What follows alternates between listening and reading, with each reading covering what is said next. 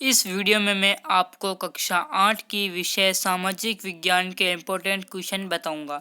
तो चलो शुरू करते हैं। कार्यपत्रक 2। रेनेल को हिंदुस्तान का नक्शा बनाने का काम किसने सौंपा? रॉबर्ट क्लाइव ने। ड्यूक ऑफ कनाट की पदवी किसे दी गई थी? राजकुमार आर्थर को। जेम्स मिल कौन था? जेम्स मिल स्कॉटलैंड का अर्थशास्त्री तथा राजनीतिक दार्शनिक था।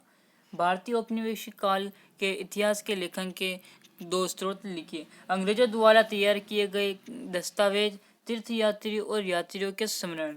जेम्स मिल के मतानुसार भारत में अंग्रेजी शासन से पूर्व समाज कौन कौन सी बुराई से ग्रसित था? इनके अनुसार भारतीय समाज जातिगत बंधनों, ऊंच नीच, अंधविश्वासों, धार्मिक विद्वेष की भावनाओं आदि से ग्रसित था। अंग्रेजी ने सरकारी दस्तावेजों को किस तरह सुरक्षित रखा?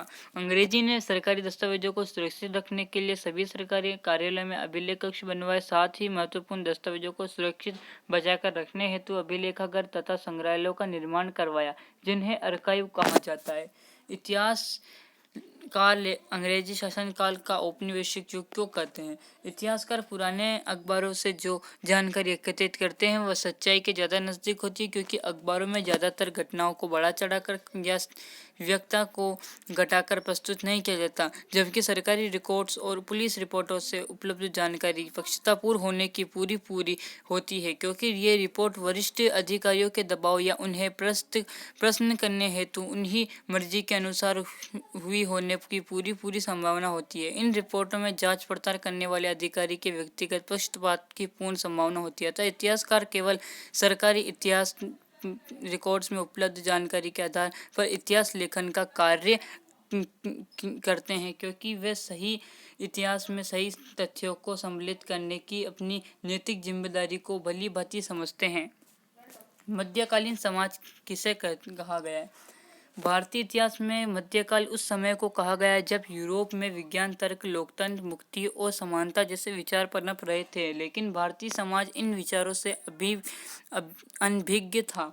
औपनिवेशिक युग से क्या आशय है? जब एक देश में दूसरे देश के दबाव तथा कुली की नीतियों के कारण राजनीतिक, आर्थिक, सामाजिक तथा सांस्कृतिक बदलाव आते हैं तो इस प्रक्रिया को औपनिवेशिक कहा जाता है। अभिलेखागार के महत्व को स्पष्ट कीजिए।